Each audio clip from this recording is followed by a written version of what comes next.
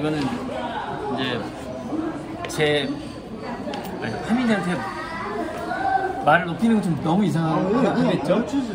맞추셔도 됩니다. 일단은 뭐 약간 그치 애매하니까 그냥 이거는 팬들이 저에 대한 엽서를 만들어 준 거예요. 네, 모금을 해서 제가 만든 게 아니고 그런 의미가 좀 좋은 것 같고요. 엽서도 다 팬들이 만들어 준 거예요. 그래서 사인해서 그럼 일단 드리고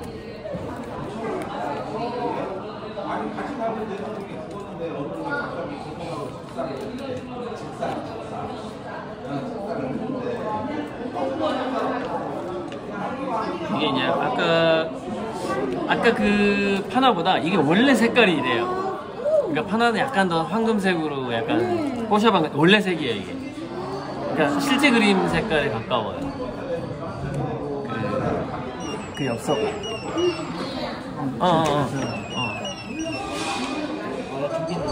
하나에서 위에 약간 이렇게 백호네요. 아, 네, 백호요.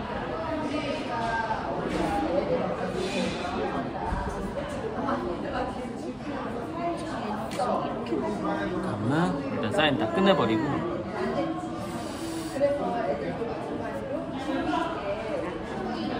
근데 이 책은 사실 교육학 책이에요. 교육학 책? 교육학 책에 좀 가까워요. 제가 교육학 전공이에요. 그러니까 그래서 이게 아마 좀 어머님이 먼저 좀 참고가 될 것 같다라는 물론 많이 공부하셨겠지만은요.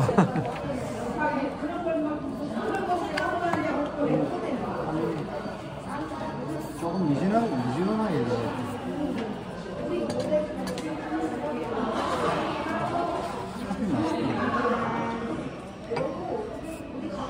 부산에서 또 커피 찾았단 말이에요. 부산에도 요즘 와, 저는 여기 커피가 맛있어가지고 깜짝 놀랐어요. 진짜. 네. 그래서 맛있는 거에 놀랐고 제가 카페를 이렇게 엽서를 가지고 다니면서 여기다 제 하나를 걸어도 될까요? 이렇게 섭외를 다녀요.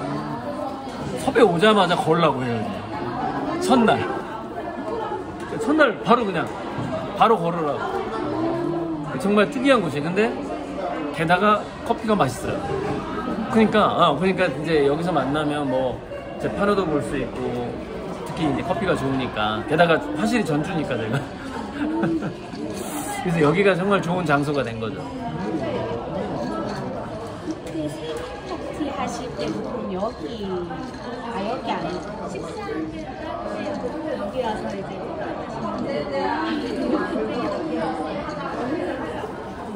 식사하는데 어디? 한정식. 이 근처 한정식집.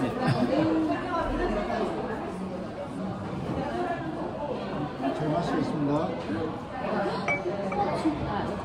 진짜 맛있어요. 그죠? 이게 약간 품격이 있어요. 여기가. 하민 사인하는 게.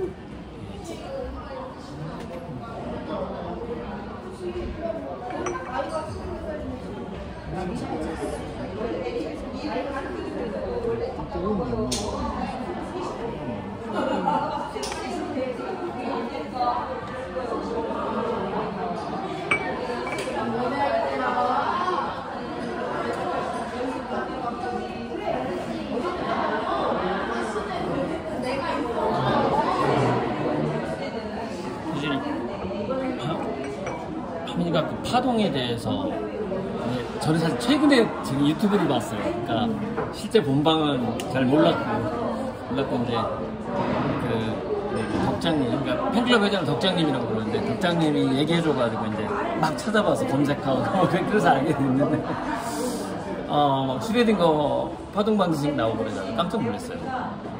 진짜. 난 그거 외우지도 못하는데 공식. 원래는 그 기다란 공식이었거든요. 원래 슈레딩거 원래는 방정식 엄청 긴 거였는데 이제 제목을 방송국에서 작가님이 제목을 달라는데 이걸 어떻게 적게 할 수가 없어. 제가 그냥 사진을 찍어가지고 보내드렸는데 이렇게 보내주시면 안 된다고 하시는 거예요. 아니 작품 제목이 무죄도 있는데 아무거나 하는 데지 뭐. 둘이서 어떻게 해야 되지 이거를 계속 가만히 있으니까 이제 그쪽에서 답장이 없으니까요. 그냥 그대로 그냥 쓸게요. 그냥 복사해서 쓰겠다고 이렇게 하셨는데 이제 위에 공식은 안 나오고 그냥 아 그랬구나. 근데 그게 굉장히 방송에서 너무 재밌었어요. 그 장면. 진짜 재밌었어. 왜 읽을 수가 없으니까. 처음에 방송 나왔을 때 MC 선생님께서 그 못 읽으시는 걸 저는 그걸 예상했거든요. 그러니까. 처음에 하기 전에 막 나올 준비를 했어. 나올 준비를 하고 준비를 못 읽으시는 걸 다 못 읽으신다고 딱 말했거든요. 진짜 너무 재밌었어.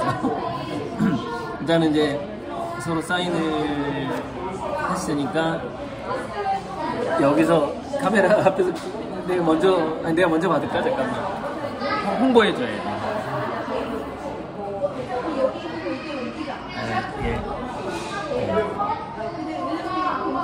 우리 하민 작가 사인과 그림이 함께 있는, 네. 어쩌면 이 파동과 입자에 대한, 그러니까 저희 우주의 생성과 소멸을 가지고 있는. 우주의 생성과 소멸.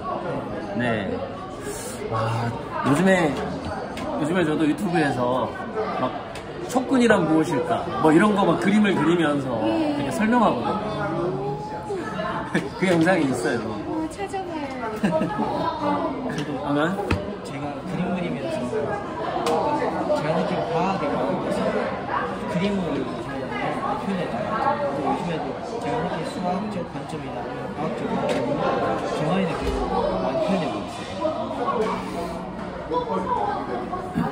지금은 뭐랄까 감각의 지평을 넓히는 시기라고 할까요? 그러니까 감각이라는 게 마치 약초꾼이 한의학이 발달하기 전에 그 약초들의 맛을 보는 듯한 느낌 있잖아요. 그런 어떤 방황기 일단 연령대가 그럴 수밖에 없는 그런 상황이죠. 내 책 이건데 사실 이거 어머니가 읽어야 될 것 같은 느낌이야. 그래서 일단 받아.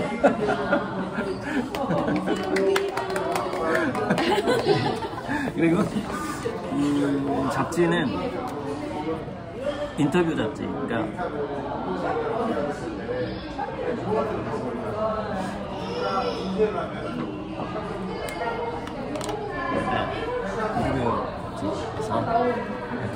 피플투데이인데 제가 이 잡지사의 대표님이랑 좀 친해가지고 그냥 인터뷰 한 거예요.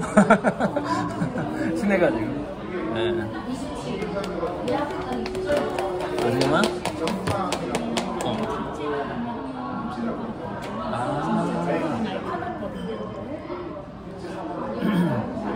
그러니까 음성만이라도 자체 녹음이 되고 있는 거다. 되고 있는 걸 어떻게 봐? 레드? 오케이. 잠깐만. 이게 우리 그 팬클럽 회장님이 목소리 좀 여기가 괜찮아? 멜빵이 앞으로 이렇게 늘어나가지고 좀 멀어져 버리더라고. 이게 이제 화면 따로 음성 따로 녹음되는 건데 연동을 못 시켜가지고 그래. 근데 오늘은 그냥 첫 만남이고 해서요. 그냥 아무거나 막말하기. 아무거나. 그래서 뭐 주제 정하지 말고. 네네. 그냥 이렇게 뭐 그림으로 들어가면 되게 심각하고 재미없고 또 아버님도 오셨고 했는데 아버님 혹시 운전병? 예, 저는 자리를 위해서 와요. 왜요? 혼자 있는 걸 좋아하시는 거예요? 운전을 계속 아침부터 계속 해가지고. 그럼 어디서 쉬셔야 되겠구나. 네네.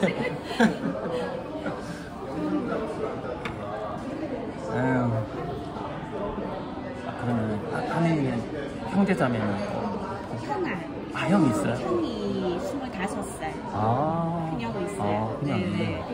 제가 10년 터울로 자녀를 이제 낳으려고 원래 결혼 때 그렇게 계획했었어가지고. 10년 터울이다 보니까 보통 형제 문제가 다르게 뭐라고 하죠? 싸우기는커녕 되게 많이 도와주는 느낌이 많이 있어요. 멘토 멘티가 돼버렸겠네. 맞아요. 네. 그래서 형아 책을 어렸을 때부터 2살, 3살 때 형아가 철학책을 그때 읽고 있었거든요. 그때 그러니까 형아가 이렇게 두꺼운 책을 읽고 있으니까 애기였는데 자기도 그거를 들고 다니면 형처럼 되고 싶거든. 아, 그래서 일찍 대학 서적을 읽었구나. 네네, 맞아요. 아, 계기가 있어. 그러니까 저는 삼촌하고, 그러니까 같은 미대 나온, 서울대 미대 나온 삼촌이 있어요. 저랑 딱 10살 차이가 나요. 그러다 보니까 이제 저는 이제 세대가 좀 있으니까 지금 생각나는 게 개간 미술. 그러니까 지금 월남 미술의 전신이 개간 미술이에요. 그래서 삼촌이 개간 미술을 보던 게 생각이 나는 거예요. 제가 초등학교 때. 네, 초등학교 때 그 삼촌이 미술 잡지를 본 거죠. 그러니까 저도 뭐 같이 보는 거죠. 성인 미술 잡지를 초등학교 때부터 보게 된 거죠. 그러니까 약간 비슷한. 그러니까 저는 근데 삼촌이 화가였기 때문에 좀 더 미술 쪽을 많이 이렇게 접할 수밖에 없는 이렇게 된 거예요. 저희 형이 철학책을 많이 보는 그 경험이 되지만 저희 어머니가 교육학 쪽으로 가셨잖아요. 그러다 보니까 집안에서 철학책을 굉장히 많이 읽으셨어요.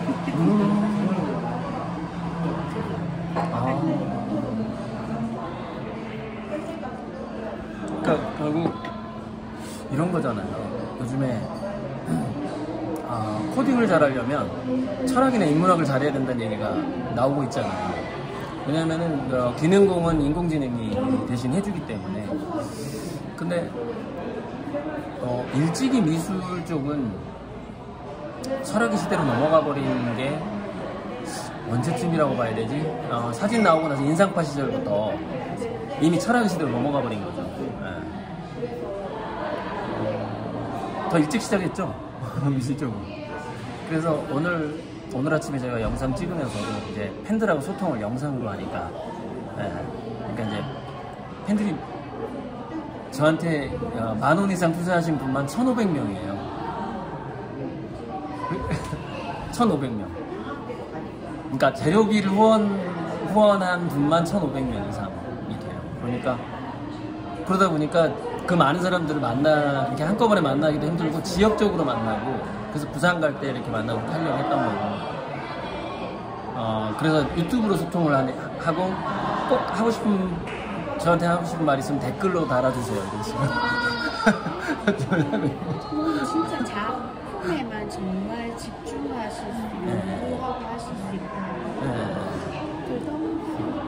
그래서 그 중에 이제 적극적인 후원자가 100여 분 있는 거죠. 10%가 적극적인 후원자. 저도 곧 팬이 돼요. 감사합니다. 이제 아미고 됩니다. 다양한 아미고 혜택이 있습니다. 혜택이 많아요. 요즘에는 작품을 하면서 약간 갈등이 되는 것 같아요. 그 작품이 저한테 철학이 다 보이고 그 작품에 제 철학이 보여야 되는데 대체 어떻게 해야 될지 고민이 좀 있어요. 그림을 그릴 때마다 고민이 되죠. 그러니까 이런 것 같아요. 최근에 했던 방송에 얘기했는데 성 어거스틴의 명언 중에서 나는 시간에 대해서, 그러니까 나는 평소 시간에 대해서 알고 있다. 그래서 누군가가 나에게 시간이 뭐냐고 물어보면 나는 시간에 대해서 모른다. 이 명언이 있거든요. 그러니까 무슨 얘기냐면 가슴 속에서 정말 나의 삶이 파동처럼 존재를 해요. 근데 그림으로 표현해봐 그러면 표현을 못 하겠는 거야. 그리고 표현을 딱 하면 어떻게 돼버리냐면 나는 A to G를 표현하고 싶었는데 C만 나오는 거예요. 그러니까 그게 하나의 장면으로 압축해 나간다는 게 자기가 표현하고자 하는 욕망을. 그래서 몇 살 때까지 대부분 20대까지 그 미대생들이 경험하는 게 뭐냐면 사족을 많이 단다. 항상 교수님들한테 혼나요.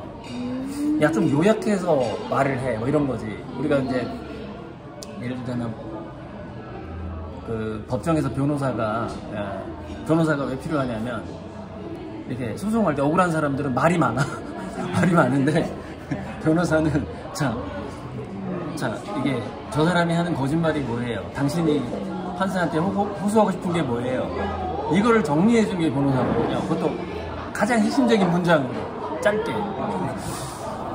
그러니까 마치 그런 것처럼 우리가 내 감정과 내 그 어떤 욕망의 변호사가 돼야 되는 거야.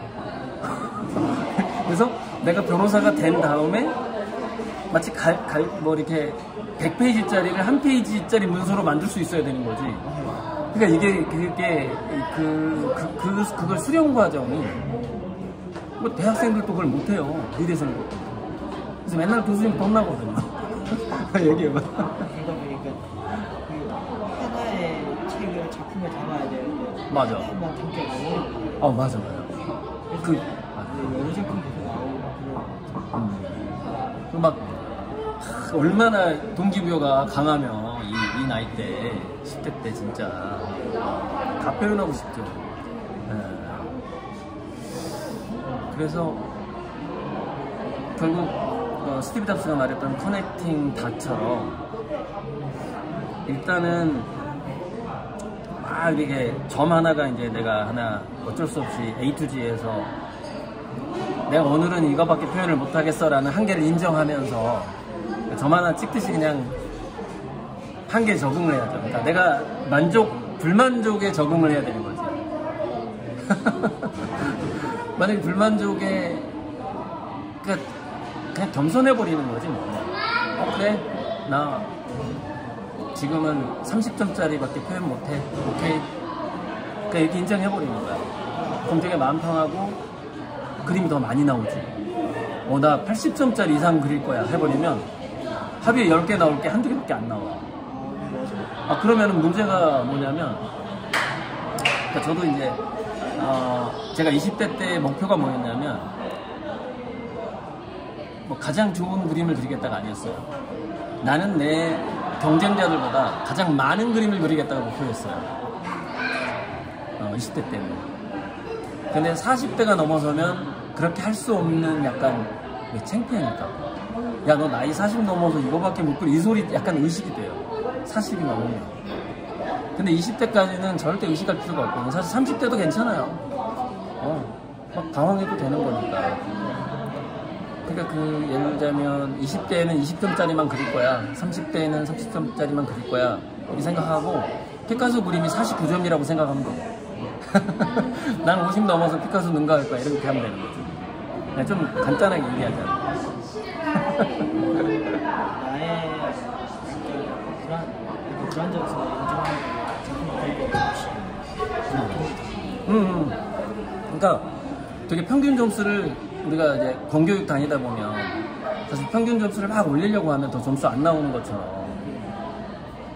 이게 자기 작품에 좀 이렇게 과몰입하고 이게 막 완성도에 너무 이렇게 하려고 하면 이게 좀 더 힘들어지고. 근데 이제 저 같은 경우는 100호 이상의 그림을 그리잖아요. 그러다 보니까 그림을 망치면 하나 망칠 때마다 100만 원씩 사라지는 거예요. 그러니까 사실 재료비도 무시를 못하는 거예요. 종이에다 그릴 때하고 좀 달라요. 캔버스 자체가 70만 원이니까 하나가. 그러니까 난 실수하면 100만 원이 날아가니까 그런 재료비의 문제도 있고 또 이제 사실 40세 넘어서 이렇게 실패율이 높아지면 또 그것도 약간 좀 보여주기가 사람들한테 그러다 보니까 부담감이 생기는 것 같아요. 화가님도 그런 생각 하실 줄 몰랐어요. 엄청 이제 그런 고민을 처음에는 막 이렇게 하는 게 저는 너무 좋았어요. 그렇게 표현할 수 있다는 것 자체가 맞아요. 너무 감사했어요. 근데 이제 보여지고 하니까 의식적으로 약간씩 조금씩 의식하는 맞아요. 그게 저는 싫었던 거예요. 근데 그게 약간 슬럼프처럼 약간 파도 타기 하는 것처럼 그런 때가 오고 또 이제 극복해야 되고 실수도 작품이라고 저는 또. 근데 저는 그냥 좋은 그림이라는 것은 신께서 내려주는 은총이다라고 생각하는 게 가장 좋을 것 같아요. 그러니까 내가 일부러 한다고 해서 생기는 건 아니다. 하지만 우리가 진인사 대천명 얘기하듯이 제가 20대 때 생각했던 그래도 나는 우리 동료 경쟁자들보다 개수로는 이기겠다 이 생각, 양으로 내가 이길 거야. 그것이 하나의 기본적인 자세가 되면 얼마든지 은총이 되는 거죠. 때가 되면. 이게 요새 저는 양으로 승부는 못하고 있는데 사실 하민이는 양으로 승부할 때죠. 지금. 격한 말씀 들어보니까 저도 고등학생 때는 정말 엄청 선수였잖아요. 그러니까 작품을 그릴 때도 아무런 고민 없이 이게 완성이다 못다는 거 신경 안 썼지. 그냥 맞아. 그래서 요즘 생각해보면 제가 어렸을 때부터 맞아. 그게 이제 아마 오늘 저는 이제 대학생 치고는 대학교 군대 갔다 와서 이제 공모전에서 대상을 받았단 말이에요. 중앙미술대전, 중앙일보사에서. 지금도 학부생이 대상을 받는 건 전무후무예요. 제가 처음이었고 제 이후에도 없어요. 대학원생은 있지만. 그래서 그때 제가 대상을 받았을 때 저를 걱정하는 교수님들이 몇 분 있었어요. 왜냐면 그림을 그만두게 될 거다. 그래서 상을 받았기 때문에 얘는 화가를 포기하게 될 거다라고 다 그런 걱정을 하시는 분이 50% 이상이었어요. 상을 너무 일찍 받으면 안 된다. 근데 그거는 상도 그렇지만 하민이는 일찍 조명을 받았잖아요. 언론이라든 카메라라든 이게 또 상이랑 비슷한 거거든요. 상 받은 거랑. 그래서 자기도 모르게 그때 저 때 상 받으면요 온 미술계가 알아요. 그러니까 이제 일반인은 모르지. 일반인은 모르는데 같은 전공자의 전부가 쳐다본다라는 그 부담감이 생겨요. 상을 받으면. 그래서 뭐 음악 콩쿠르에서 피아노로 상 받아봐봐. 그러면 그 다음에 실수하는 거 얼마나 두려워지냐. 그런 것처럼. 그러니까 하민이가 일찍 조명을 받으니까 실은 두려움이 이제 싹 트는 겪을 수밖에 없는. 오히려 저는 그런 부담감도 거기에 대한 회의감도 사람들이 제가 조명을 받으니까 천재라고 계속 하잖아요. 맞아. 천재. 그 호칭. 그거 되게 위험한 건데. 엄청 안 좋아해. 위험한 거야. 맞아. 기사 되게 쓸 때 부담돼. 그 용어는 제발 좀 빼주세요. 하민이가요.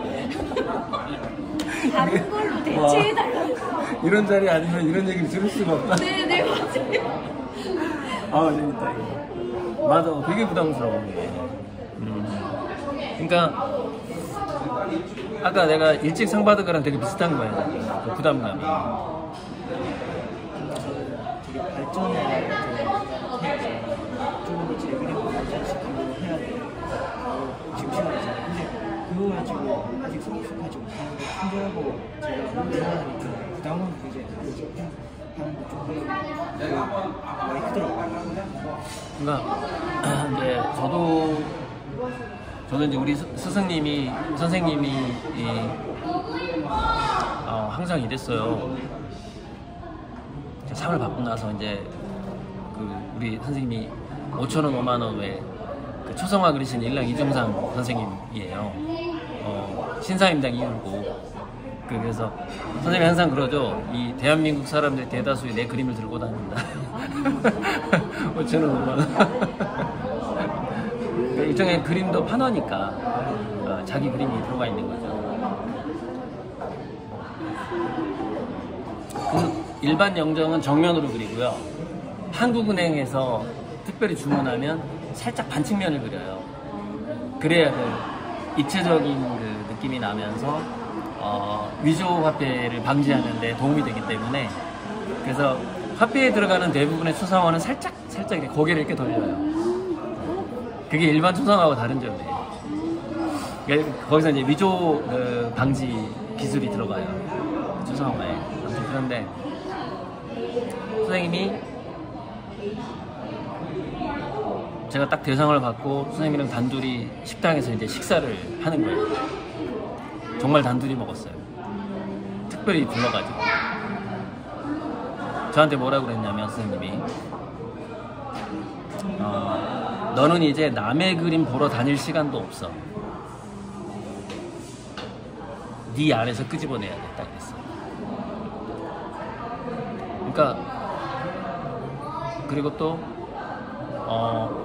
미술계 온 미술계가 너랑 나랑 사제관인 거 다 알아. 다 아는데 네가 실패하면 내가 실패하는 거야. 아무튼 그런 종류의 얘기를 해주셨어요. 그러니까 더 공부하고 자기 안에서 내면으로 들어가서 더 공부해서 진짜 자기만의 그림을 끄집어내라 이거죠. 그래야지 실패하지 않는다라는 얘기죠. 좀 먹고 먹어. 야 가급적 이쪽으로 얘기하고 있어. 튈까봐. 침 튈까봐. 먹으면서 해. 아무튼 여기까지 얘기하고 그 다음에 하민이 말 좀 들어볼게요. 선생님이 나한테 해준 말. 그러니까 상 받은 이후에 단둘이 식사할 때 해주신 말씀이에요. 방송에 나오고 사람들이 조명받으니까 그러니까 회의감도 많이 생겼어요. 그렇지만 제가 이렇게 유명해질수록 제품도 좋아지면 연구를 많이 해야 되는 거예요. 그럼 생각을 많이 하는 거예요. 맞아. 거기에서 공감대가 많이 쌓이는 것 같아요. 그러니까 이제 우리 골프 선수가 어깨 힘들어 간다고 하는 거랑 비슷한 건데 골프가 더 잘 안 쳐도 이제 막 어깨 힘들어 가. 제가 하게 될까봐 두려워요. 조명을 받으면 내가 이렇게 잘 돼서 이렇게 됐고 그러면 내가 이렇게 잘 됐는데 하는 약간 우월감이 있을 수 있잖아요. 그런 걸 가지지 않으려고 많이 했어요. 그런 걸 가질 때마다 나는 아직 더 나는 아직 좀 부족해 연구를 좀 해야 되는 이런 생각을 많이 하고 그래서 서영선 선생님이 제가 이제 서양화 조속과 수업 많이 들었는데 미대 다닐 때 서양학과 서영선 선생님 수업 시간에 이제 서양화 시간인데 저는 그때 조각품을 만들었어요. 그래서 조각을 이렇게 용접을 해가지고 딱 보여줬어요. 그랬더니 서영선 선생님이 저한테 또 한마디를 해줘요. 약간 비슷한 얘기예요. 일랑 선생님이랑. 너무 완벽을 추구하면 그림을 그만두게 돼. 그 얘기를 해준 거예요. 서영 선생님이 해준 얘기야. 그러니까 내가 막 그 조형을 만들어내는 거에서 그걸 보신 것 같아요. 선생님이. 이러더라고. 이러면 그 그림 오래 못하는데 딱 이러더라고요. 너무 잘하려고 한다는 거야. 그러니까 내 그 조각품에서 너무 잘하려고 하는 게 보인다는 거예요. 그러니까 이렇게 하면 오래 못해 딱 이러더라고요. 근데 실제로 제가 그림을 포기했어요. 오랫동안. 거의 한 10년 안 했어요. 상 받고 나서. 진짜로? 정말로. 그러니까 그 우려를 했던 사람들이 사실은 예측이 맞았던 거예요. 그러니까 그게 어떤 생각이 드냐면 이제는 연습 게임 같은 거 부담 없이 그리는 것조차 보여주기가 이게 미안한 거예요. 그 상이 꽤 큰 상이었단 말이에요. 사실 뭐 다른 사람들은 40 넘어서 받는 상인데 제가 26세에 받았단 말이에요. 그러니까 15년 먼저 받았잖아요. 15년 정확하게 딱 15년을 까먹더라고. 정말이야. 그래서 이건 40 정도 돼야 보통 이제 막 전시 막 여러 번 하고 개인전도 여러 번 한 다음에 40대 초반에나 받을 상을 26세에 받았어. 그러니까 딱 정확히 15년 일찍 받았더라고. 그러니까 대상을 받을 만한 나이보다. 근데 정확하게 내가 15년을 까먹었어. 아니 까먹었다기보다는 그림을 잘 못 그렸어. 붓을 들기가 좀 두려움이 있었단 말이야. 그렇지. 근데 그때 절대 까먹으면 안 되는 선생님의 말씀. 네 안으로 공부 열심히 하고 네 안으로 깊이 들어가. 그것만은 놓치면 안 되는 거지. 15년 동안 책을 많이 읽었죠. 그림을 안 그릴 때는 독서를 많이 하는 거예요. 그러면 되는 거야. 작가생활 때 제 주변에 계신 분들이 막 말씀하시는데 저는 생각합니다. 아 잠깐만. 이거 옷이 스치면 녹는 데거든요. 얘랑 스치면 막 천이 스치는 소리가 녹음이 돼요. 그래서 좀 올려야 되겠다. 오케이. 네. 저 혼자 그렇게 생각해요. 좀 신발끈을 줘야 되겠다고 생각하거든요. 그래 이게 이제 부담 들어가는 거야. 신발끈 조여야지 이게 이제 부담되는 거야. 오케이 계속 얘기해봐. 그런 게 계속 부담이 되면서 공부해야 된다는 그 갈망을 가지는 순간에 옛날엔 즐겁게 했거든요. 그렇지 그렇지. 조금 신발끈을 줘야 된다고 생각하면 좀 맞아. 근데 이 일찍 겪는 게 저는 장점이 훨씬 많다고 생각해요. 그 부담감을 일찍 겪는 게 훨씬 장점이 많아요. 그러니까 그 또한 기쁘게 생각해야 돼. 그렇게 그냥 감사해서. 맞아요. 네. 기쁘게 생각해야 돼. 지금 이렇게 일찍 겪게 되면서 그 경험을 토대로 할 수 있는. 그렇지. 그러니까 더 큰 무대에 나갔을 때 더 자유로워지는 거죠.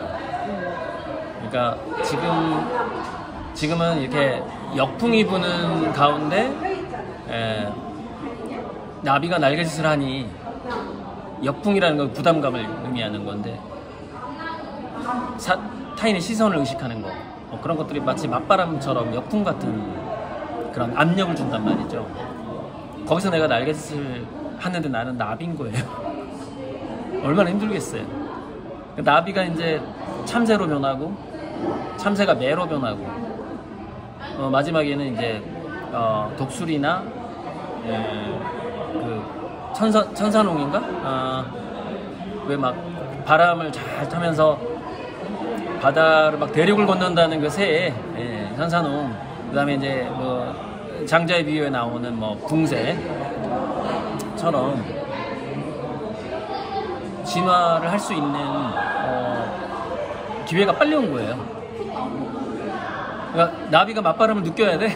그래서 날갯짓을 막 해야 되거든요. 빨리 왔는데 빨리 오면 좋은 점이 뭐냐면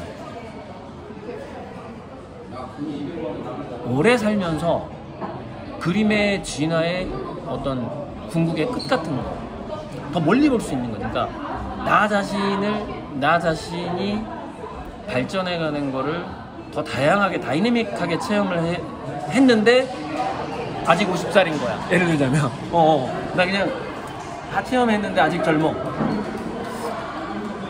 그 느낌. 하민이 너는 아마 더 강력하게 어쩌면 나보다 훨씬 더 어떤 나 지금 내가 참새 정도 됐다고 생각하는데 참새? 나름 바람을 이겨낼 수 있는 참새. 그건 나도 이제 매가 돼야 되고 독수리가 돼야 되고 천사농이 돼야 되고 이렇게 아직 단계가 몇 단계가 남아 있는 건데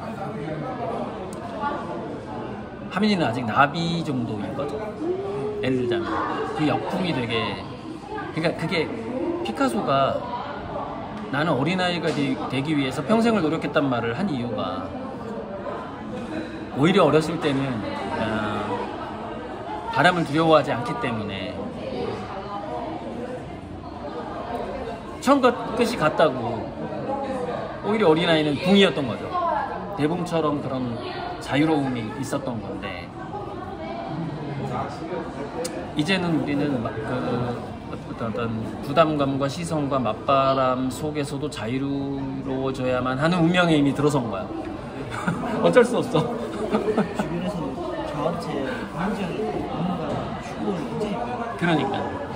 이게 기본이 되어야 된다, 이렇게 되어야 된다, 근데 그런 걸 처음 받았을 때 이렇게 해야 된다 그 생각이 많았어요. 너무 부담감이 큰 거예요. 접근을 하는데 계속 그 생각이 졸려지가 않아요. 그러니까 뭐 이것도 갖춰야 될 것 같고 저것도 갖춰야 될 것 같고, 그러니까 로마군은 이 갑옷을 입듯이 야 갑옷을 2겹을 입어야 돼 하다 보니까 갑옷 하나도 안 입은 그 게르만족한테 죽잖아요. 그 갑옷 사이에 틈 사이에 칼에 찔려가지고. 왜? 동작이 느려져가지고. 자꾸 갑옷을 입으라고 하는 거야 사람들이. 그러니까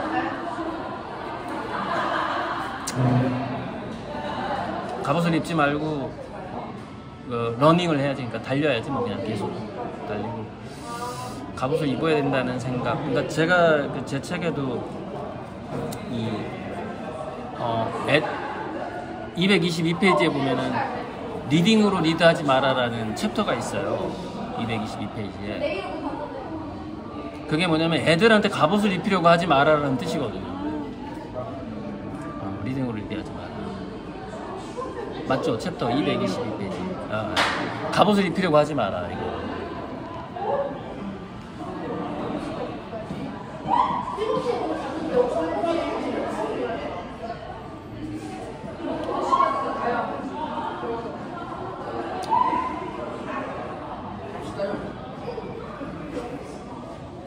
그래서 나중에는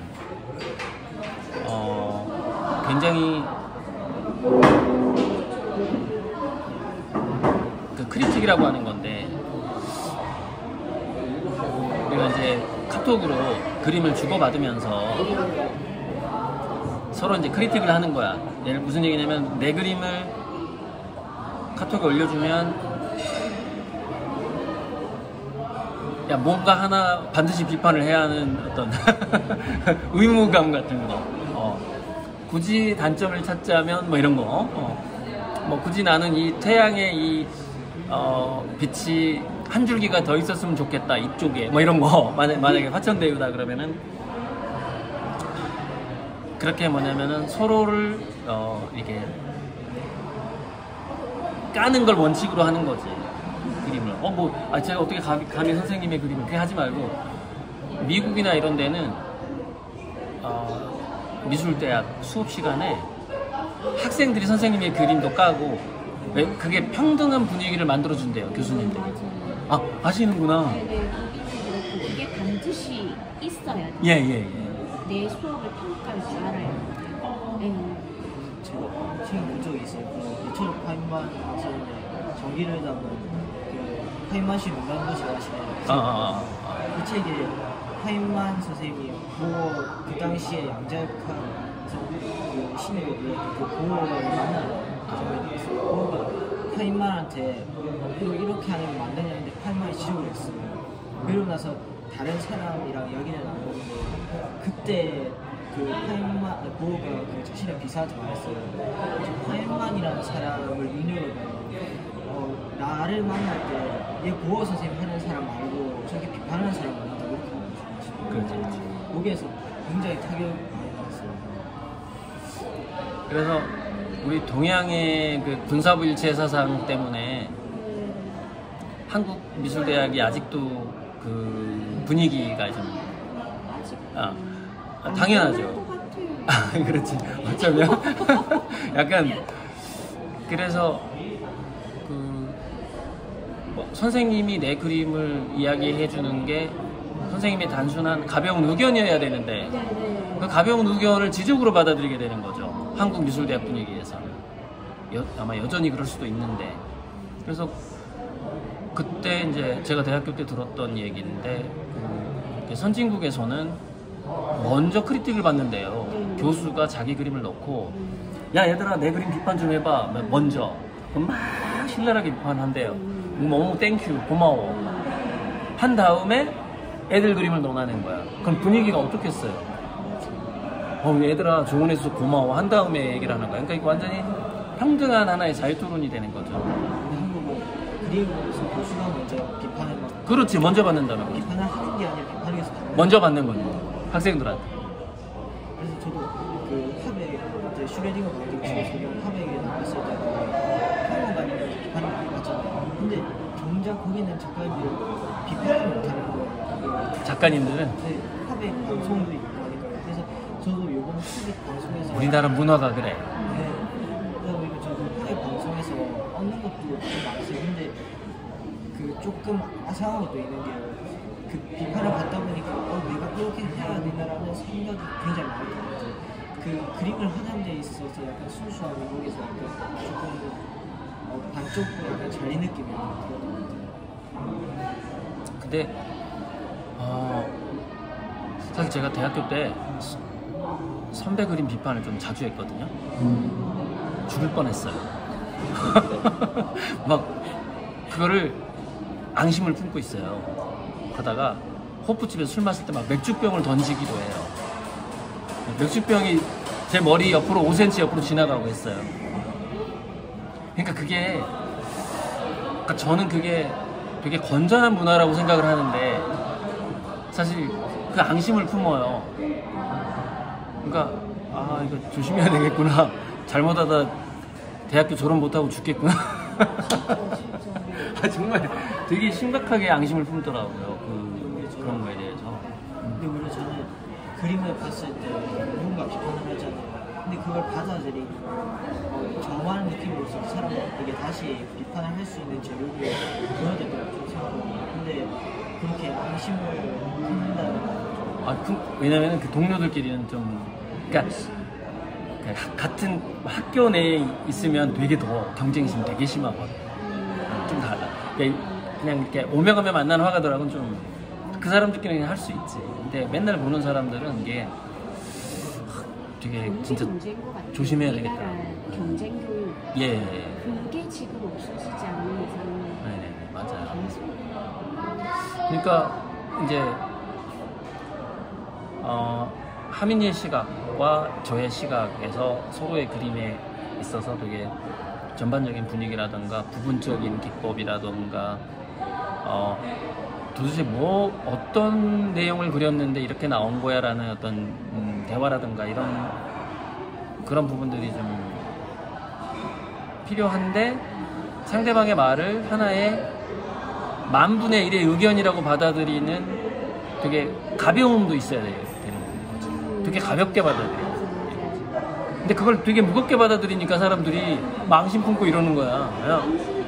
그냥 스쳐 지나가는 10,000명 중에 1명이 한 이야기야 이렇게 생각해야 되는데 어찌 뭐 잘났다고 막 이런 식으로 이제 막. 근데 하긴 저는 좀 학교에서 약간 교수님들이 이뻐하는 편이라서 더 싫어하는 그러니까 더 위험해지고 막 그런 게 있긴 했어요. 그래서 사실 분위기 파악을 되게 잘해야 되고 왜냐면은 그 인간의 본능이어가지고 살면서 그래서 되게 그런 관계없이 시기 질투 관계없이 마치 형이랑 10살 차이가 나니까 이렇게 싸울 일이 없듯이 저랑 하민이는 아마 40살 차이 날걸요? 진짜? 네, 왜냐면 나 70년생인데 개띠. 진짜 정말? 그렇게? 원래 나이 몰랐어요? 70년생이에요. 그럼 거기서 40살 차이 날 텐데? 2010 몇? 2010년이에요? 우와, 오면서 한 40살 차이 나겠네 했더니 딱 2010년이네. 딱 40년 차이 나는 거야 지금.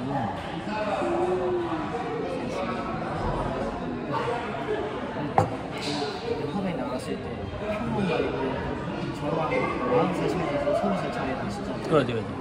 그런 의견을 들었을 때 저는 처음에는 굉장히 깜짝 놀랐어요. 왜냐하면 처음에 사람들에게 약간 칭찬을 받았다가 이렇게 받으니까 놀라는 거예요 지금. 그래서 이거를 되게 그때 어렵게 받아들였어요.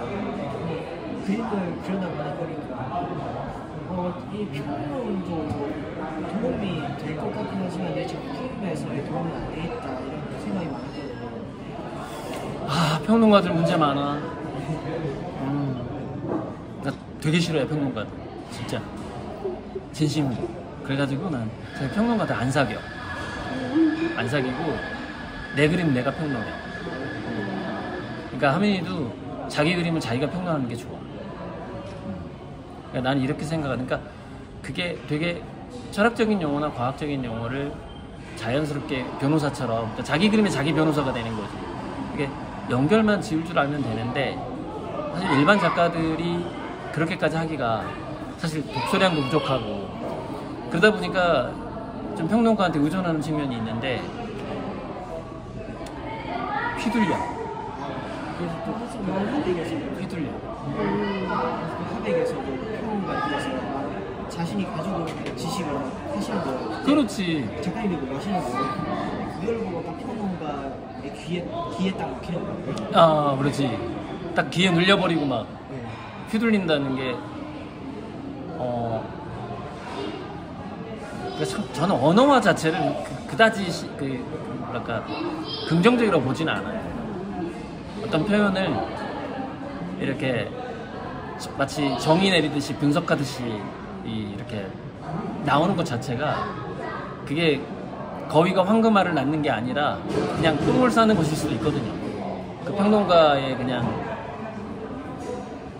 평론가의 그 어떤 내면에서 어두운 곳에서 나오는 말일 수도 있는 거고 정말 희망적인 말일 수도 있는 거고 그게 황금알인지 똥인지 사실 구분할 능력이 아직 없는 작가들이 많을 텐데 그래서 평론가들로부터 내 개인적인 생각은 독립하는 게 좋다고 생각해요. 그리고 하고 이후에 느낀 게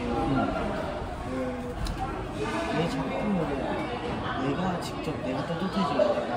그리고 다른 사람의 말을 그냥 스치고 지나가는 게 더 생각하거든요. 맞아. 오히려 진짜 작품 이외에는 다른 사람의 말을 듣는 경우도 있지만 제 작품이잖아요. 저만의 느낌으로 저만의 스타일로 작품 세계를 창출해낼 수 있기 때문에 남의 평가를 듣기에는 제 작품이 너무 약간 저만의 순수 결정사. 맞아. 요즘에 그렇게 생각하려고 많이 하고 있어요. 그러니까 마르셀 듀샹의 그 샘처럼 병기가 어디에 놓여 있느냐에 따라서 작품이 되듯이 자기 그림이 이렇게 비판을 받더라도 어울리지 않는 장소에 있나 보다. 그 정도의 생각 되게 가볍게 넘겨야 되거든. 그리고 우리가 수많은 사람들을 상대하는 정치조차도 외국에는 소수 정당이 많은데 우리나라는 양대 당이어가지고 그 다양성, 사고의 다양성이 너무 없다 보니까 한국 사람들이 이게 비판을 받으면 주눅이 들어요. 그냥 비판받으면 내가 잘못된 장소에 있나 보지 뭐 이렇게 가볍게 생각하고 내 작품과 내 그리면 뭐 어딘가 가면 되게 빛날 거야 이렇게 생각을 해야 되는데 나 아닌가 봐, 나 안 되나 봐, 나 50점 이하인가 봐 이렇게 가버리는 거예요. 이게 다양성 부족에서 오는 이게 엄청난 한국의 분위기예요. 하민이가 또 한국에 한참 있어야 되니까. 엄청 그래서 이제 서로 간의 대화를 엄청 많이 해요. 그 당시에서도 이거를 그냥 즐기지 않으면 그냥 지금이라도 그만하자. 제가 그래도 아니 거기 속에 있을 때 화백 속에 화백 그 촬영할 때 네, 촬영할 때 좀 부담되고 즐겁지 않고 근데 여기에 갑자기 이렇게 처지는 듯한 그래서 아니 그냥 노는 거였으면 좋겠다고 현장을 마음대로 노는 거였으면 좋겠다. 절대 처지지 마라. 막 안 그러면 그냥 나가자고 그래서 근데 마지막까지 그래서 즐길 수 있었어요. 근데 그게 100명 중에 1명을 뽑는 거였어요? 378명 중 378명 중에 네. 1명을? 네. 그래서 다 못 봤는데 그러면은 랭킹 한 5위까지 올라간 거 어떻게 된 거예요? 우리가 이제 팀 미션까지 네? 팀 미션까지 3라운드까지 3라운드 팀 미션. 그럼 한 10명 내에 들어가는 건가요? 어떻게 된 건가요? 5명. 25명. 같이 이렇게 팀이. 네. 예를 들면 5명 이렇게. 네, 맞아요. 아, 거기서 그 팀이 밀려버린 거네. 그러니까. 네. 아, 그렇게 된 거구나. 네, 거기서까지였으면 좋겠다는 생각으로 저는 여기까지 더 안 올라갔으면 좋겠다는 생각을 했거든요. 아, 저는 너무 좋은 경험이었어요. 그렇죠, 그렇죠. 저한테도 이 경험이 빨라서 더 좋았다. 맞아요. 이런 경험을 하면서 그 평균의 그런 것에 대해서 여러 생각이 또 많아졌고 또 그때 탈락했을 때도 그 생각이 많았을 것 같아요. 그냥 여기서는 하는 게 낫겠다. 아니면 여기서 그냥 내려오는 게 낫겠다 싶었어요. 이렇게 서바이벌을 계속 라운드를 나가다 보면 그림이 완전히 퇴색되고 그러고 하나의 그게 트라우마로 남을 수도 있어요. 맞아. 도자기가 안 됐는데 그 전에 깨질 맞아. 이런 거예요. 아마 누가? 네? 평론가가? 아니 하민이가? 하민이 그게 네가 한 표현이었다고? 아, 난 좀. 그때 한 표현이고 나도 동료 어른이. 진짜 도자기가 돼야 되는데 그렇지. 그 안에 구워지기 전인데 그 전에 깨질까봐 두렵다고 그런 걸 그래, 정확한 표현이에요. 맞아. 그래가지고 아직도 요약도 못 바른 상태이다. 그러니까 그러니까 아직 그 테라코타 되기 전에 나와버린 거지.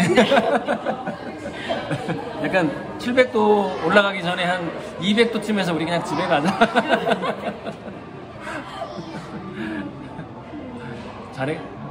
잘했다기보다는 그게 운명이고 은총이죠. 네 맞아요. 은총이고 운명이고.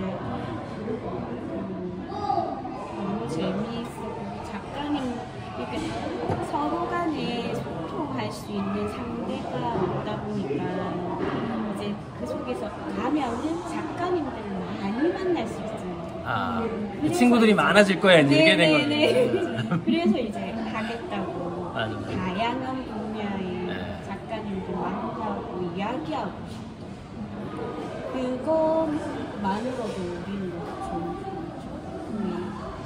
근데 그 이제 어느 분야나 보면은 그 선생복이라는 게 있거든요.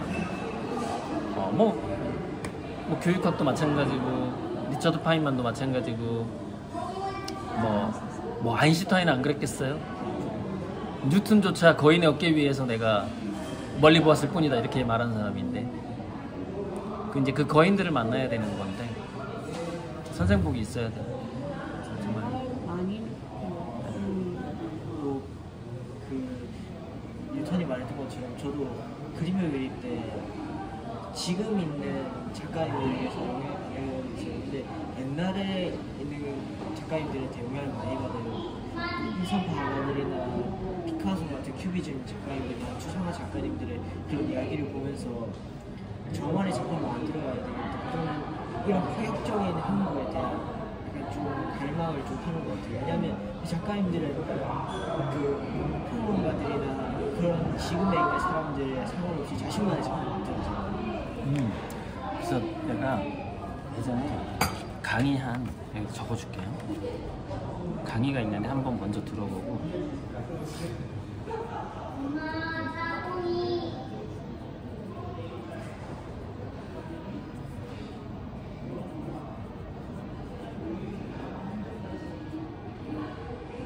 그러니까 이 키워드인데 이건 이제 내가 뭘 썼는지 우리만의 비밀이고 그 키워드인데 그게 뭐냐면은 동물들의 미학에 대한 연구예요. 그러니까 보면 원숭이가 그린 그림하고 돼지가 그린 그림이 있는데 비싸게 얼마에 700만 원 이렇게 팔리거든요. 원숭이화가 돼지화가 얘기 못 들어보셨어요? 들어보긴 많이 그 700-800에 팔리고요. 그 다음에 저기 아프리카인가? 태국에 가면 콩이라는 코끼리가 있어요. 코끼리 그림이 300만 원에 팔려요. 코끼리가 이렇게 꽃을 그리는데, 그러니까 이제 그 가격을 떠나서 과연 그 사람들이 그 원숭이, 코끼리, 돼지가 그린 그림을 호기심에 신기해서 사느냐? 그렇지가 않아요. 제가 봤을 땐 미학이 있어요. 멋있어. 마치 피카소가 5살 때 그린 것 같은 느낌이 있어요. 그러니까 그 원숭이, 아니 그렇지, 원숭이 맞지? 원숭이가 콩이었나? 코끼리가 뭐였고, 아무튼 이름이 좀 정확하진 않아요. 돼지 이름도 까먹었어. 돼지와가 이름도 까먹었는데, 그 그림을 산 사람이 누구냐면 전문 컬렉터예요. 그러니까 관광객이 산 게 아니에요. 일반 화가들의 미술품을 사서 모으는 사람이 원숭이가 그린 그림을 샀어요. 근데 거기에 절묘하게 이렇게 위로 분수가 퍼지는 듯한 라인을 그었는데, 이렇게 연필 같은 걸로 이렇게 되게 무심하면서도 막 발전 뭔가 이렇게 폭파하는 듯한 느낌. 맞아. 이 한이지가 그린 거랑 비슷한 곡선이 나와요. 이거. 그게 나와요? 원숭이가 그린 그림이 있는데 막 선을 여러 개 그렸어요. 근데 이런 모양이야. 딱 이 모양이야. 이런 모양의 선을 그려요, 원숭이가. 약간 꽃병처럼 위가 약간 퍼지게 선을 그어. 진짜 미학이 있다니까? 그러니까 전문 컬렉터가 그 그림을 사죠. 그래서 이제 이 책이 거기에 대해서 연구한 책이에요. 근데 책 제목은 나 까먹어 버렸어. 근데 그 2개의 키워드를 치면 책 제목이 딱 나와. 제목 까먹어 버렸는데 뇌과학 책이에요. 뇌과학 책이에요. 저는 궁금해요. 이 동물들이 그릴 때 어떻게 이렇게 값을 주고 왜 이렇게 사람들이 사고 이렇게 그런 심리를 약간 이런 거 문제가 TV나 또 검색창에서 그런 걸 볼 때마다 그거에 관한 좀 생각이 가끔씩 있었던 것 같아요. 맞아요. 그리고 우리가 사실 자기 그림도 사실 스스로 자기 그림 점수 평가할 수 있잖아. 내가 10개 그렸어. 그러면은 대충 나오잖아요. 이건 좀 잘 됐고 이거는 보통이고 이렇게. 원숭이도 그래. 원숭이도 잘 나오는 게 있고 못 나오는 게 있고 이래요.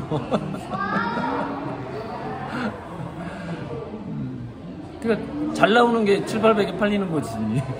못 나오는 건 안 팔리고. 그리고 저는 나름의 있는 것 같아요. 제가 저로서 좋아하는 작품 있잖아요. 근데 그거는 상대에 봤을 때는 조금 어렵고 좀 어려운 경우가 많더라고요. 근데 제가 이건 조금 이뤄둬야 되겠다, 좀 내 선에서는 이건 조금 고쳐나가야 되겠다 하는 작품은 진작에 사람들한테 눈길을 끌는 경우가 있거든요. 그건 굉장히 로망적인 것 같아요. 근데도 저는 계속 지금도 저만의 느낌을 계속 고수하려고 하고 있어요. 그러니까 저는 어느 때가 온다고 봐요. 일단 다양하게 지금 사실 자기 안에서 끄집어내는 과정이잖아요. 그런데 자기 안이 카오스야. 막 불타오르고 있고 용광로야. 막 화산 용암 같은 어떤 광물질이 나올지 몰라 지금. 그런 상태에서 다이아몬드를 캐려고 하면 안 된다는 거죠. 그 용암을 그냥 분출시켜야 된다는 얘기죠. 그래서 자기 그림이 그냥 굳어버린 마그마처럼 시커하더라도 그 과정을 겪는 게 성장의 과정이에요. 그래서 조급해하면은 부작용 나고 반대. 그러니까 아까 맨 처음에 얘기했던 20대는 20점짜리 그림만 그릴 거야.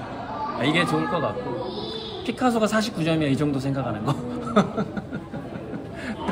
부담감을 확 덜어버리는 거죠.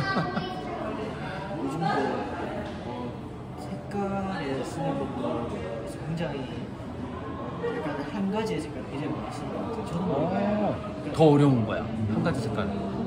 한 가지 색깔로 아름답게 한다는 건 제가 동양화 전공이잖아요. 수묵화 이제 흑백으로만 아름답게 그려야 되잖아요. 그래서 선생님들이 언제 채색을 하는 줄 알아요? 흑백으로 그렸는데 마음에 안 들 때 채색을 해요. 동양화가.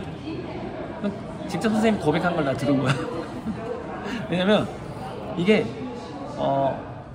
흑백으로만 해서 90점이 나왔어요. 예를 들면 자기 마음이 흡족해. 최고의 그림이고요.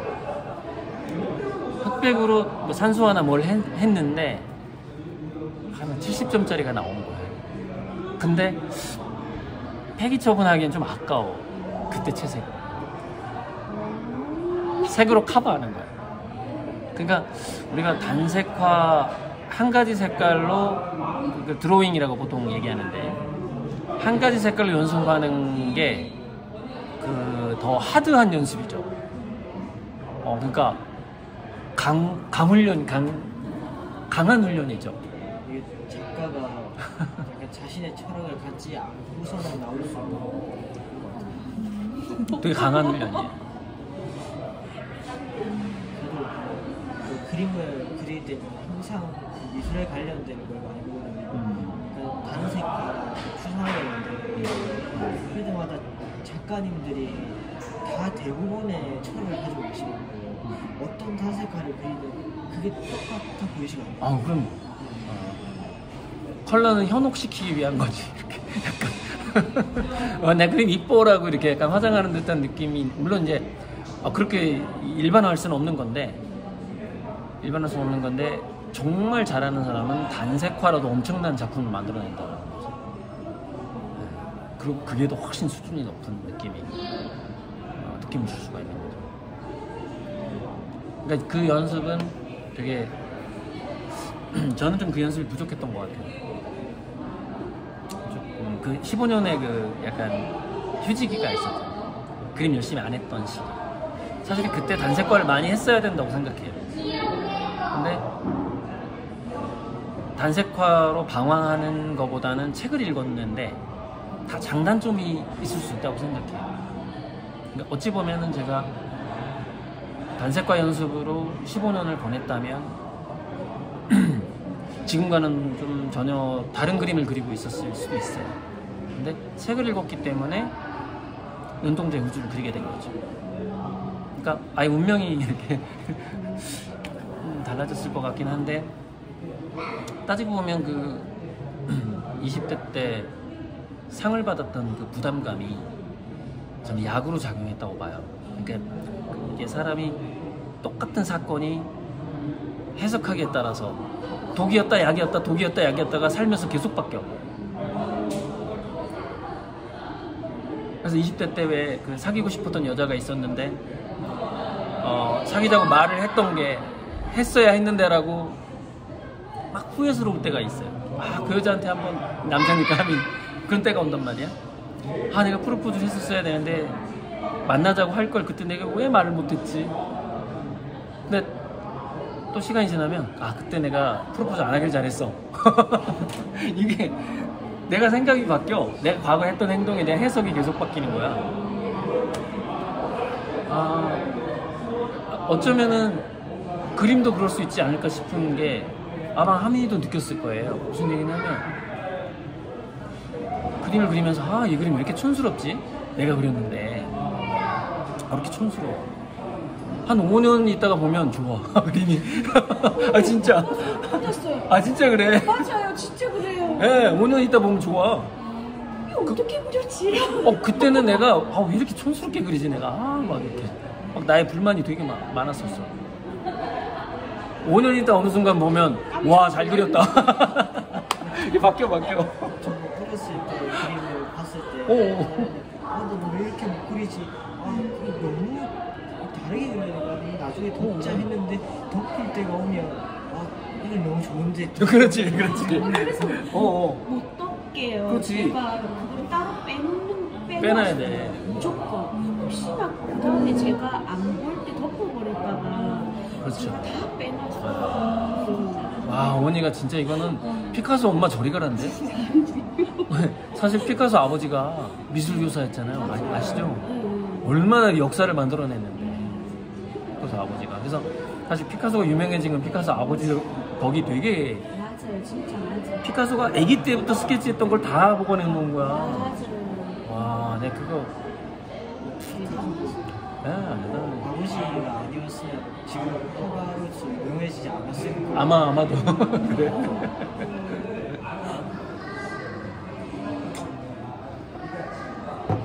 그러니까는 결국에는 과정에 충실한 게 답이네요. 뭐 지금의 이 어설픈 순간을 즐겨라고 이 정도?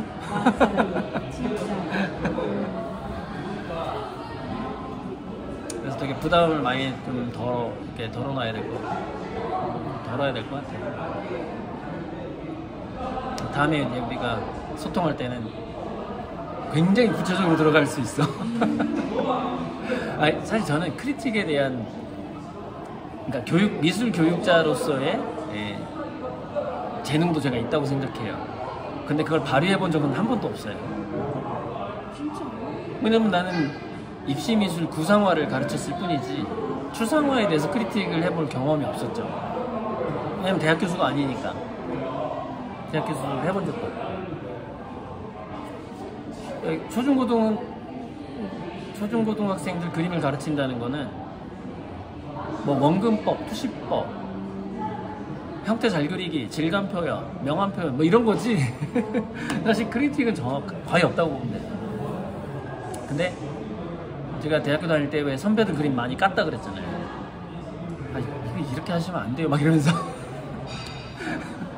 그러니까 사실 되게 욕망도 추상화에 대한 크리틱에 대한 욕망이 되게 있었던 거예요.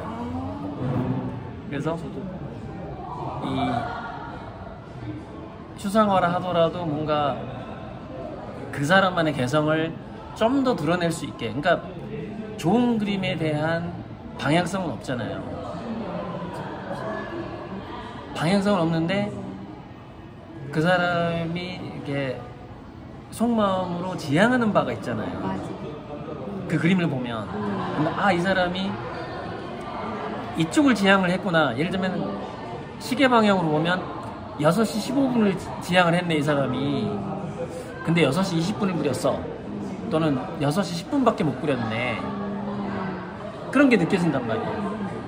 각 그림마다 각 그림의 그 그림이 완성되고자 하는 그림의 욕망이 느껴지는 거죠. 그 작가의 욕망이 느껴지는 게 아니라 그림이 무생물이지만 이 그림은 이쪽으로 나아가고자 하는구나 라는 거를 느껴야지 그게 크리틱이 가능하거든요. 되게 그러니까 그림마다 각각의 생명체가 돼버린 거야 이미. 그래서 그놈을 느낄 수 있어야 돼. 그놈. 그 그림이 딱 이건 이미 하민이 게 아니야. 하민이 몸에서 나왔지만 마치 부모님이 자식을 낳는데 이미 내 손을 떠났어. 그리고 자기를 정확히 닮지도 않았잖아요. 사고방식도 다르고. 그것처럼 그림도 화가의 손을 떠나면 자기 운명이 이제 딱 있는데 전시하기 전에 1단계, 2단계, 3단계, 4단계에서 이루어지는 게 크리틱이란 말이에요. 너 사람들한테 보여주기 전에 이거 이쪽 방향 좀만 한번 다듬어 봐. 이런 게 사실 교수님들이 하는 역할이잖아요. 전시하기 전에, 보여주기 전에, 화실에서 또는 학교에서. 그래서 좀 그런 욕망도 많이 있었어요. 오지랖 떨고 싶은 욕망. 오지랖 욕망이 좀 있었는데 해본 기회가 없었죠. 그림을 그리면서 굉장히 커지는 것 같아요. 또 미술에 관한 책을 보거나 또 영상을 볼 때는 나도 사람들한테 나만의 차를 이렇게 보여주고 싶다, 나만의 작품으로 아예 사람들한테 완전히 보여주고 싶다 열망을 많이 가지고 있어요. 그림을 전에 그림을 그리면서도 나는 이런 작품을 할 거야 되게 마음이 바뀌잖아요. 그러니까 제가 다이아몬드 가공 비유를 자주 들어요. 그래서 다이아몬드 원석을 이제 그 가공사가 예술가들이죠. 다이아몬드 가공은 예술가들이 할 때 다이아몬드가 컬러가 있고 T가 있어. T 점. 근데 다이아몬드에 그 검은 점이 있으면 안 되거든요. 맞아. 그걸 빼고 가공을 해요. 가공하는데 고민할 때가 있다는 거예요. 가공사들이 조금 흠은이 있는데 그 다이아몬드 클수록 값어치가 있잖아요. 이걸 크게 가공을 할까? 아니면 이 흠을 제거하고 작게 두 개를 만들까? 이게 이제 고민스럽다는 거예요. 그래서 이게 나이가 어릴수록 캐럿수를 높이고자 하는 그 욕망이 더 큰 거죠. 그러다 보니까 그림에 티가 많아. 근데 점점 나이가 들면 이제 그 캐럿수가 크면은 또 값어치가 이렇게 다이아몬드계에서 그보다는 좀 더 이제 완벽한 가공을 하고 싶어 하게 되는 거죠. 그래서 잘라낼 걸 많이 잘라내게 되는 거죠. 그러니까 근데 아마 지금 어쩌면 본인이 다이아몬드 가공사라고 치고 두 가지 전략을 다 써보는 건 어떨까 싶기도 해요. 되게 퓨어하게 딱 내가 이 그림에서는 A to G에서 딱 이렇게 뭐 F만 할 거야. F만 넣을 거야. 그리고 이 그림은 이제 욕심이 많아. 자기 본성대로 다 집어넣을 거야. 그래서 이 시계추처럼 자기 관점과 욕망을 의도적으로 옮겨보는 거죠. 이건 좀 퓨어하게, 이거는 버라이어티하게, 이렇게 왔다 갔다 하면서 그러면 마치 전혀 다른 사람이 그린 것처럼 나오는데 거기서 시너지가 막 생기는 그런 구조가 돼요.